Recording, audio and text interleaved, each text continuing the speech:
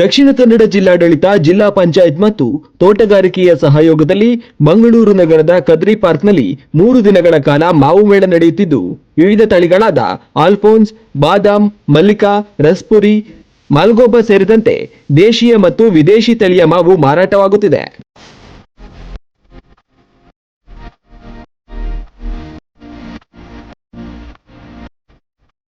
ಪರವಾಗಿಲ್ಲ ಸರ್, ಉತ್ತಮವಾಗಿದೆ. ಹಾಂ, ನಮ್ಮಲ್ಲಿ ಈಗ ಆಲ್ಫೋನ್ಸ್ ಇದೆ, ರಸ್ಪರಿ ಇದೆ, ಮಲ್ಲಿಕಾ, ಮಲ್ಗೋವಾ ಮತ್ತು ದಶೇರಿ, ಇಷ್ಟು ವೆರೈಟೀಸ್ ಇದೆ. ಈಗ ಬೇಡಿಕೆ ಇದೆ ಪರವಾಗಿಲ್ಲ ಸರ್, ಉತ್ತಮವಾಗಿದೆ. ಕಳೆದ ವರ್ಷಗೋಸ್ಕರ ಸರ್ ಉತ್ತಮವಾಗಿದೆ. ಅಂದರೆ ಸ್ಟಾಲ್ ಕಡಿಮೆ ಇದೆ ಅಂತ ಹೇಳ್ತಿದ್ರು. ಇಲ್ಲ ಸರ್, ಕಳೆದ ವರ್ಷ ಒಂದು 15-16 ಇದ್ದು, ಈ ಸರಿ ಒಂದು 30 ಸ್ಟಾಲ್ ಇದ್ದಾವೆ.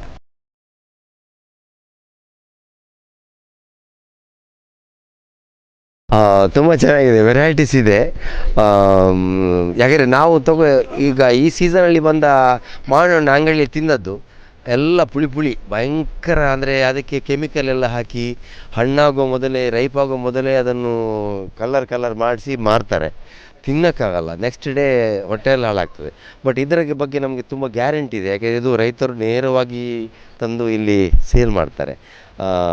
ಎಲ್ಲ ಫ್ರೆಶ್ ಇದೆ ಮತ್ತು ತುಂಬ ಖುಷಿ ಆಗ್ತದೆ ಹಣ್ಣುಗಳ ವೆರೈಟಿ ನೋಡಲಿಕ್ಕೆ. ತುಂಬ ಖುಷಿ ಆಗ್ತದೆ. ರೈತರಿಗೂ ಇದರಿಂದ ಒಂದು ನೇರವಾದ ಲಾಭ ಸಿಗ್ತದಲ್ವಾ. ಸೊ